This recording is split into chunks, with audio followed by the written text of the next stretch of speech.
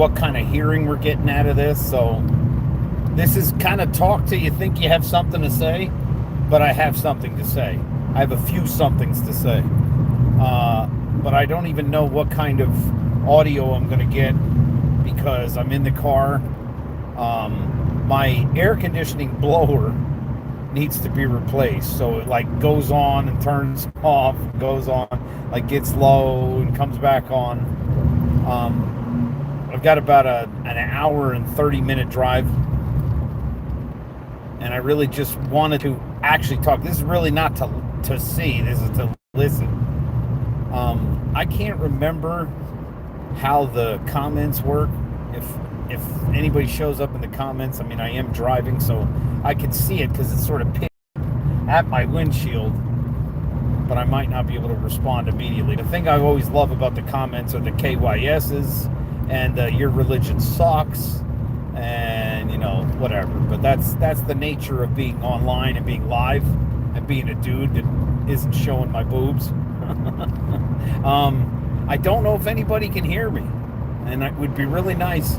It would be really nice to know, because I don't exactly know if this comes out of the headset or not. But I titled it like politically religious, mainly because I was going to go like, this is like spiritually and politically motivated, which is what I really wanted to talk about. Why I was just like, you know what, throw this up live just to see if live works, because I ain't got time for edits today. So in a lot of ways, this is more like a live vlog. And so if it's a live vlog, then I can ramble. And the first ramble that I wanted to talk about was the increase in the subscriptions, which is funny because I don't even know what YouTube is anymore. I really don't. Like, I don't know what the demographics of YouTube, other than I still love the analytics.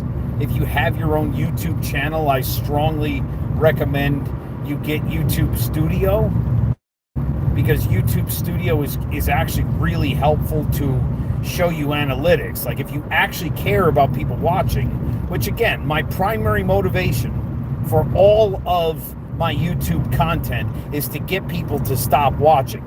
And I will do whatever is necessary to get people to stop watching, except not talking and not posting. So, all right, it looks like people have popped on, and I'm only curious if the volume is such that you can hear me at all, because I don't know if it's coming out of my headset, and I don't know if it's coming out of the audio in the car. I don't know if it's coming out of the phone directly. All right, I see a hi. If you can hear me, Elizabeth, I need you to tell me if you hear me really loudly, if you hear me really softly, if you hear a whole bunch of rumbling noises in the background, because this is before I get into what I want to talk about. This is a rambling thing, but I also need to check audio levels, and I can't really do it that well. Okay, good, great. Thank you for being here. I don't know if you're a subscriber, if you just happen to pop over and show up, but thank you for being an audio test. So my name is 13Ucube, and again, oh my God, and fucking gasoline is now $3.49. The fuck? Excuse me. This is supposed to be mature. It's not made for people, but anyway, before I get into what I really want to talk about that should most likely piss anybody off, I did want to just ramble a little. This is a vlog. My name is 13Ucube. I've been a YouTuber for more than a decade. I used to actually be part of AdSense, and I was starting to make money on YouTube before they changed the rules in February of 2017 and basically added a whole bunch of hurdles that made it like almost impossible for you, if you were of a political persuasion or a religious persuasion, to really get approved unless you drove massive amounts of traffic. So, are you from New Jersey? That says N9J, but that doesn't have anything to do with Jersey, does it? Anyway, I'm glad that I can see the comments. I may have to be cautious with them. Again, I'm driving, but it's pointed up towards the road, so I can see right out the windshield. I've got both hands on the wheel. I've got about an hour and a half drive. So, who am I and why am I doing a live stream right now? I don't know if you're subscribed, but if you are subscribed, thanks for watching. I don't know what you're watching. If you are subscribed, tell me what you subscribe to. Because I've got about 4 fronts that sort of converge. And this is what I was saying. If you are a YouTuber, the greatest thing you can do is look at your analytics. Like, if you care about what people are watching, first of all, you need a mission statement. And what is the mission statement of 13Ucube? My goal is to get everybody to stop watching. Because what people really need to do is go experience life and stop watching their phone. But I'm not going to stop recording in order to do that. So that's my central juxtaposition or contradiction is that the one thing I won't do to get people to stop watching is be silent and delete my channel, or KYS, which is what typical people do. Wow, there's a guy on the side of the road here in a bicycle with no helmet. He really needs a helmet. So there's several series that have sort of got, you love nature. That's excellent. Actually, I used to have a series called Oh Wow. I think I just hashtagged it. Back when hashtags actually got people to your videos, I hashed it like Oh Wow Nature. And I used to make these really, really beautiful like cloud videos. And actually, I'm going over the water right now. So since you love nature, I mean, this is kind of a dirty river, but I'm going to try to, oh shit, it's saying too.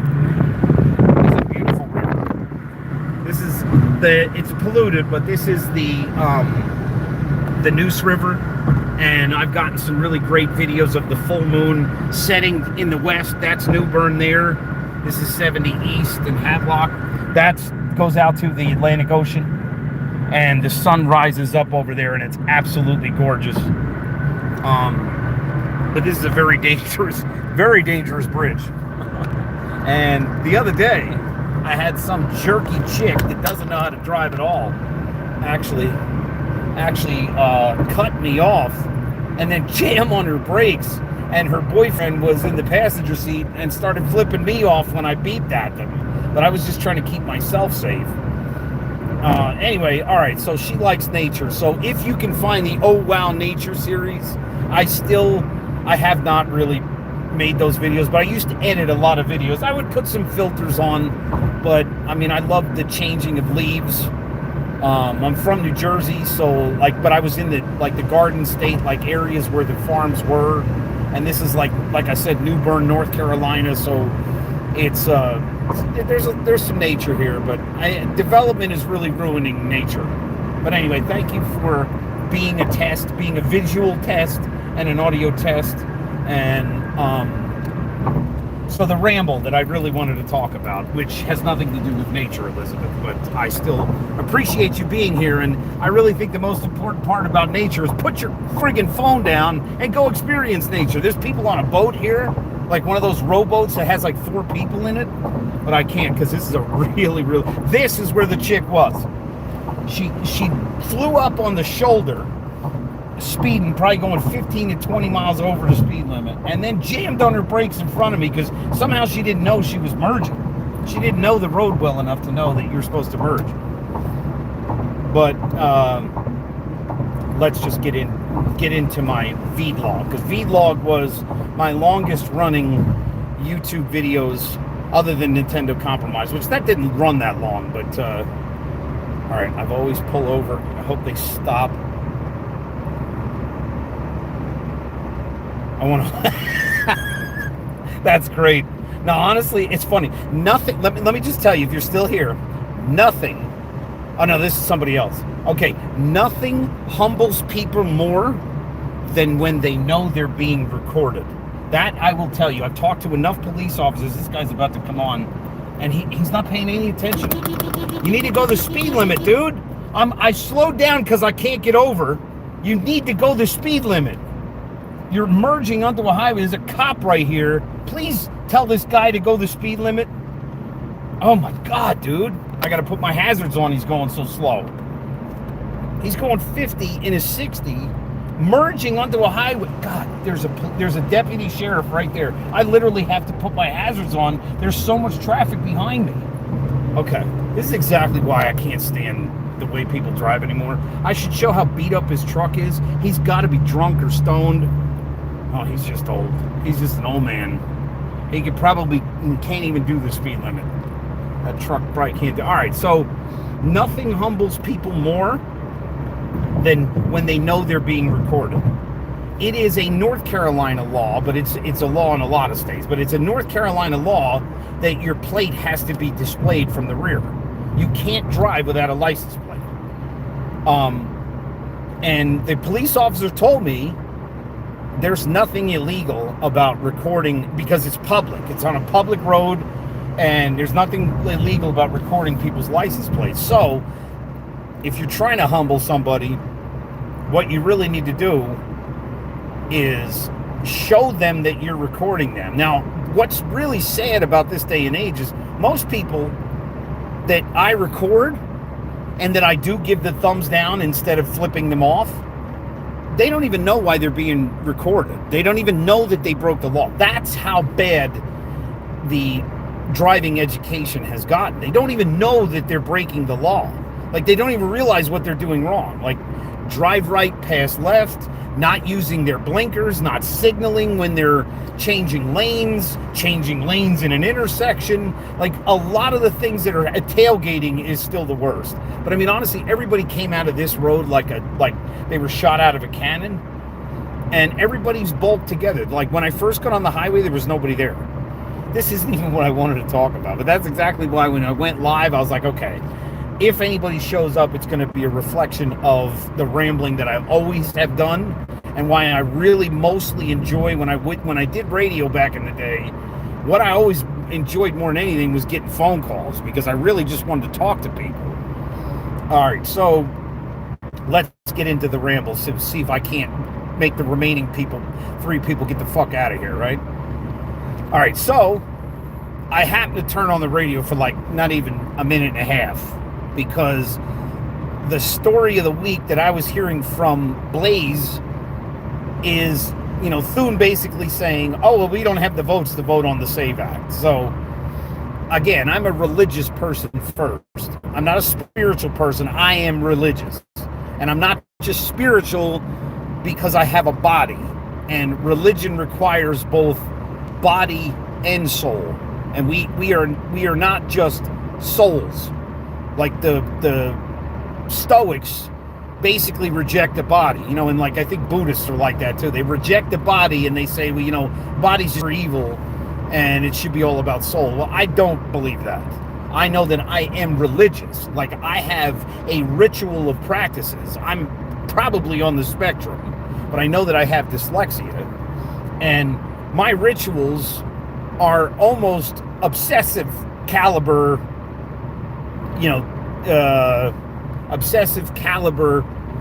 ritualistic, behavior. But it requires me to do physical things. Like, when we get up in the morning, some of us, a lot of us, have to take a crap, right? We've been laying down, and the food has been digesting for like 8 hours, hopefully 8 hours. And we need to go to the bathroom. We at least need to evacuate our liquids.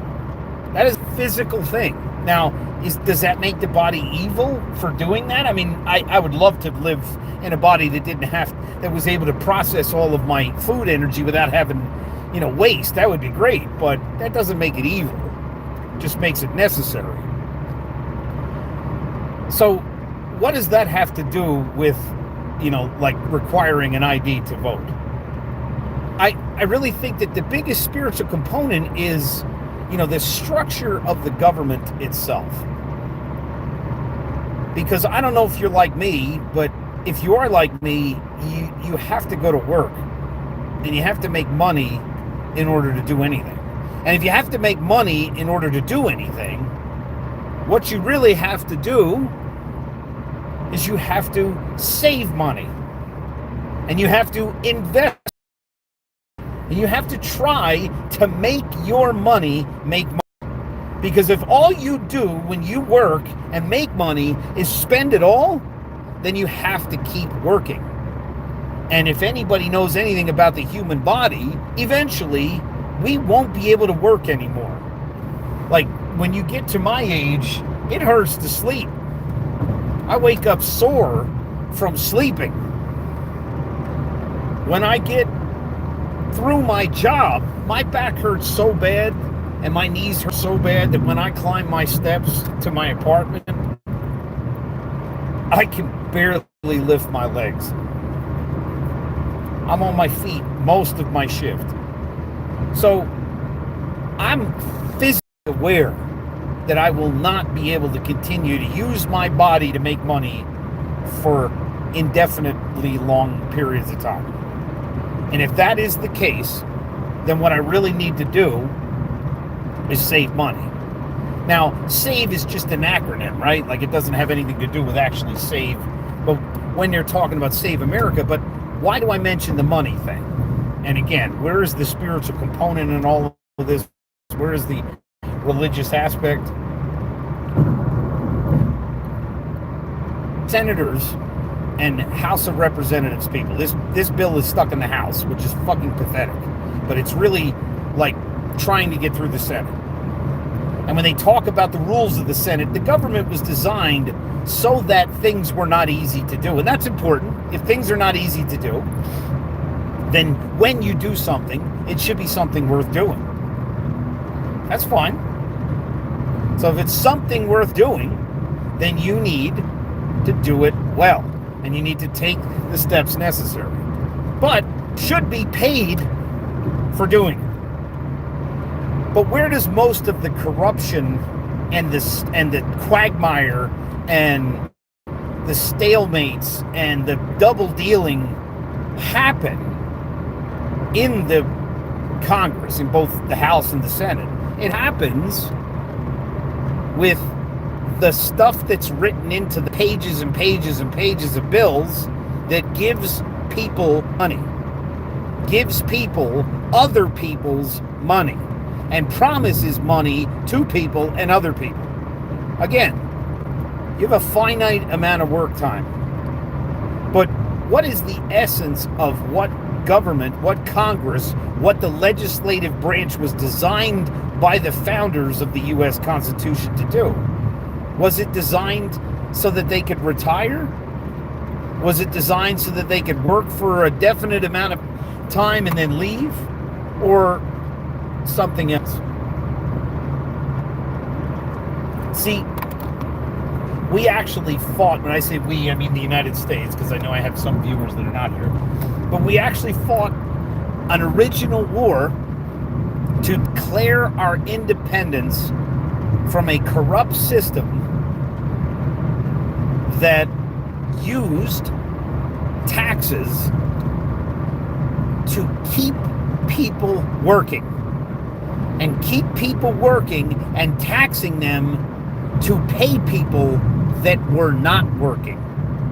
So when I listened to the radio this morning, I heard how they're trying to get the votes that they need to pass cloture, which is basically the 60 vote, the supermajority threshold in the Senate, which I won't even get into that because it's just, that's the way it's designed, and it's good. It was created good. It's not good anymore. But in order to do the debate, you just need a simple majority. That's 51. Okay? That's fine too. But what are they going to debate? That's the issue. Okay? So what are they going to debate? What is this? What is the essence of what the SAVE Act is trying to do? It's trying to make a federal case, a federal requirement that you need to show identification in order to vote in the election. All right? Tim Walz was just exposed for a massive amount of fraud. He's still going through the motions and whatever, and I think he finally stepped aside. But it was because they were able to spend money and get money from taxpayers and give it to people without even having to show anybody.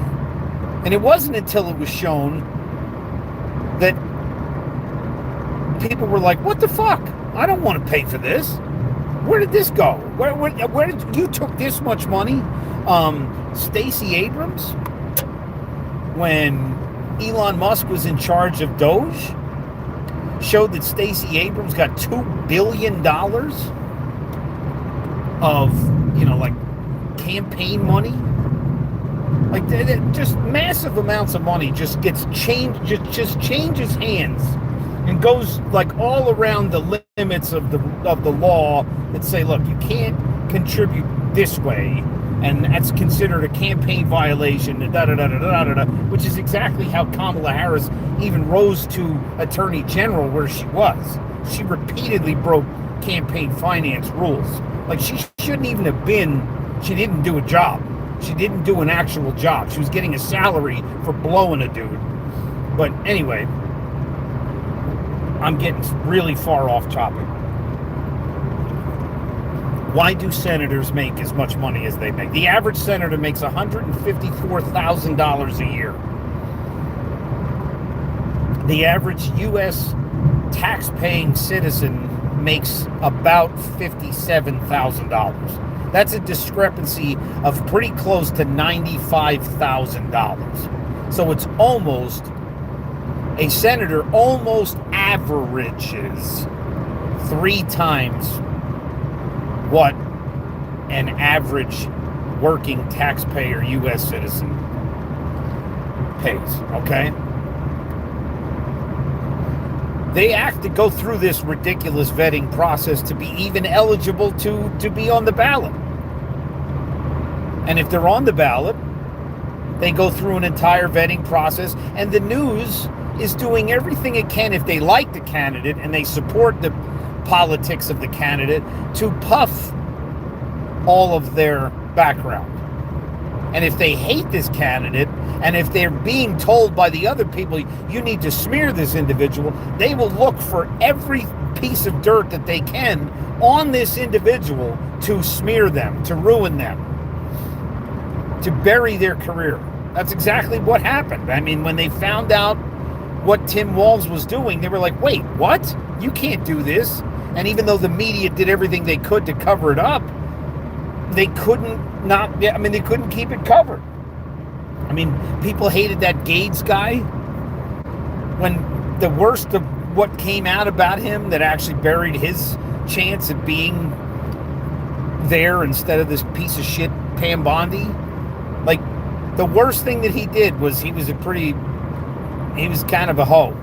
Like, he was kind of a hoe. Kind of liked sex a little too much. But I mean, so did Bill Clinton, and that never stopped him from being the president, right? And even still being the way he was when he was the president. But Matt Gaetz didn't stand a chance as the Attorney General. And we got Pam Bondi. So, I'm talking to myself again, which is totally fine. And if that's the case, then what really needs to be said is what I turned this thing on to say in the first place. I don't agree that a senator is worth $150,000 a year for 4 to 7 weeks of paid vacation. Paid vacation. When their primary job is temporary. They're elected for a 6-year term. They can only run, I think, 3 times total. And that's it. And I don't want anybody to tell me, well, football players maybe work 12 years or, 18 years, and that's it. And they make a hell of a lot more than that. Yep. And that's only because sports is endorsed by bullshit commercials. And most people can't stand the commercial waste of time. And it gets in the way. And if it gets in the way, then they're like, well, it's a limited career. A police officer makes a hell of a lot less, and they have a limited career. A military officer makes a hell of a lot less, and they have a limited career. But if you make peanuts, which you make about the average, like I said, $57,000 a year, you don't have a limited career. You have to work, most of you, until the day you die, and you have to try to sock money away because eventually you're just not going to be able to perform the duties that you did. So where's the spiritual component? Where's the religious component? If your body is limited, and your soul is eternal, Jesus said, what good would it be to gain the whole world and to lose your soul? If your soul is eternal and you've given it up for $150,000 a year, and you get more vacation and more time away from work that's paid for, and you get some of the best meals, the best protection, and your kids can attend the best schools, which I don't even know what the hell that means. I still think that the most expensive schools are the worst place you can send a kid. But, you get this amazing education, this amazing experience, but you have to give up your soul. And what's one way you give up your soul? You don't tell people the truth. And here's the truth. You wouldn't even be in Congress if you didn't show your identification. You can't do anything without being vetted. You can't do a single thing in the Senate. You can't even filibuster. You can't stand up there and read the fucking phone book. If you stand up there and read the phone book and filibuster, you've still gone through a vetting process and an identification process for you to even be there. If you've agreed that you can't carry a firearm, then you've done that by being properly vetted. Why in the world, unless you're trying to cheat, it's the simple fact, unless you're trying to cheat, which is breaking one of the commandments, false witness, in a way. Unless you're trying to cheat, why wouldn't you want everybody that puts you there? Why wouldn't you want everybody that puts you there to be properly vetted as well? Unless you're trying to pad the votes. Oh, I got somebody new. Said hi. Joey, or he probably already left. I'm white by the by. What the hell does that mean? I have no idea. By the way? Did you mean by the way? Thank you, Joey. All right, now I actually got a text message from my goddaughter, so hang on one second.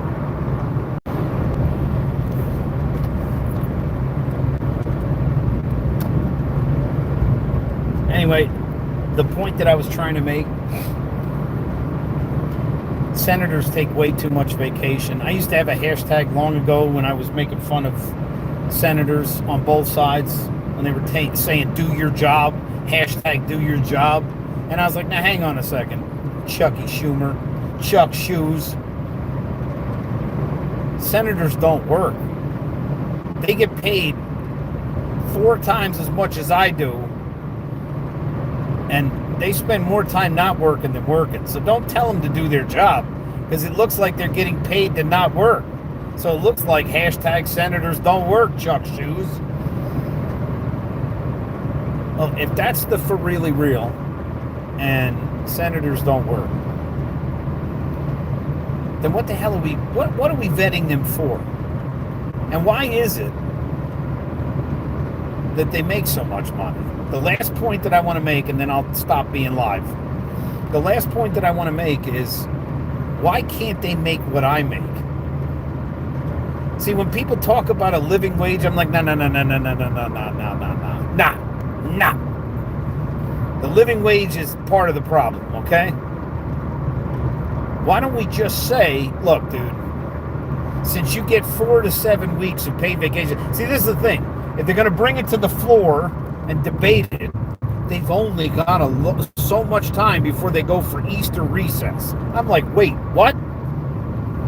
Every time they finally find a way to bring something out to debate it, it's always right before a recess. Well, they've got a deadline because there's a recess coming up. Wait a minute. Who the fuck put them there? Who put them there? I put them there. Even if I didn't vote for them, which most of these people I didn't vote for, because my identification that's required in my state was counteracted by, the paper ballot, or the mail-in paper ballots that they didn't even have to verify, and they just picked up in a nursing home from, like a bunch of dead people. Forget the living wage thing. What needs to happen? Why is a senator worth that much money per year? especially if they're not working. If you really want to pass this SAVE Act, you need to bring this to the debate floor. Look, every single one of you should be working for like $30,000 a year. You would not want this job if you worked for $30,000 a year. Here comes the central pitch. So pay attention. I sure hope the internet's working. The central pitch is, okay, if a senator today only made, let's say, $40,000 a year, right? Let's just say $40,000 a year. That's the cap. That's the salary cap. Like, that's not the entry level. That's the salary cap. You cannot make more than $40,000 as a senator. Well, let me tell you, most people would say, you know what? Fuck that. I'd rather go play football. I'd rather go join the military. I'd rather be a police officer. If I'm only going to be able to work for 12 or 16 years total, and my salary cap for those 16 years is only $40,000 a year, I don't really want to do that. Well, you would only do that if you really cared about it. If you're a caregiver that only makes $40,000 a year, most people will tell you not everybody can do this work. Well, that's true. And let's just say, well, maybe they shouldn't make more money then. Maybe they shouldn't make a living wage. Maybe they should just care about what they do. Because caregivers, some of them, care about what they do. I'm about to sneeze, and it's live, so I can't do it. And I dropped my headset while I sneezed. So here comes the point, right? If the salary is paid in proportion to how much somebody doesn't want to do something, I don't think that senators would be as corrupt if they had a salary cap of $40,000 a year. I think that the vast majority of the corruption in the media would cease because they'd be like, well, fuck this. We make more money in the media than senators do. So should they have the power to write law? Yes.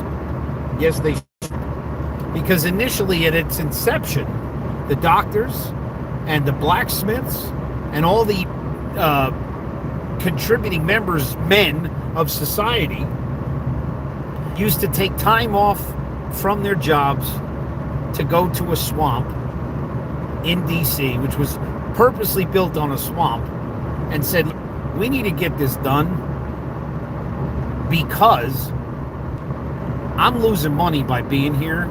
And the central point of the law, let's just write the law so that the government doesn't take it over. Because we left a taxation system that was choking us, that was killing us. And if that taxation system was choking us and killing us, it was actually strangling our soul. So if we don't make that much money doing this, is it as important to us? See, I think it still is. I think that the caliber and the tenor of the caregiver definitely is proportional to the rate in which they're paid. But I think that if you want to find the best individuals, it's got to be about more than salary. But if you put a salary limitation on the individuals, I think you can reduce the corruption because it won't be worth it to them. They'll want to make the most money for corruption. And they won't waste their time for $40,000 a year. Doesn't mean it won't happen. Might mean, hey, well, shit, it's going to be a lot easier if you're only paying people $40,000 a year. No. Make it even more vetted and make sure that the individuals are less corrupt than they are. But when they do insider trading and all this other stuff, they're showing their corruption. The fruits of the rotten tree is just on display. So when they're making a lot of money in the first place as a base salary. And most of them are lawyers and writing laws so that when they go back to their firms and when they go back to their business stuff, that they've increased their bottom line. I mean, there's nothing wrong with trying to help yourself if you're a good representative of the rest of the country. But how good a representative are you of the rest of the country if you already start making $150,000 a year, and then you go back to making a job where you're making like $300-something thousand a year? Now, I still want the best and the most qualified individuals to write laws for me, but I also want to make sure that they're writing laws for me and not just for them. I'm not a fan of, well, the rich get richer and, you know, the 1%ers and all that stuff. No. Look, if a rich person is teaching me how to do something that they did and they're being honest about it, I'm going to listen to them. And if a poor person is being honest about it and teaching me how they made the little money that they made, I might not be as receptive to listen to them. But if they are the ones checking against the law, and I know, why the hell are you doing this? Like, let's go off of caregiving and take teaching for it. They start at 40 grand. And 40 grand is like nothing. And when you put up with like parents that don't listen to you and don't understand that their kids are lying, and their kids are just trying to get out of trouble and like win the bullshit argument, they're just being kids. And if you love kids enough and you love education enough, you're just trying to teach them the right way. And you do it because of a hell of a lot deeper seed than how much money you're making. Because if you look at how many hours a teacher is putting in nowadays with all the computer stuff, the personal development, and everything else that a teacher needs to do in order to survive, they're putting in 70 to 90 hours a week for $45,000 a year. And a senator is getting 7 weeks of paid vacation for 150 so that they can debate and say, well, we don't have the votes. Well, why don't you have the votes? Well, so-and-so's on vacation and we're on recess. And if we don't get this done when the midterms happen,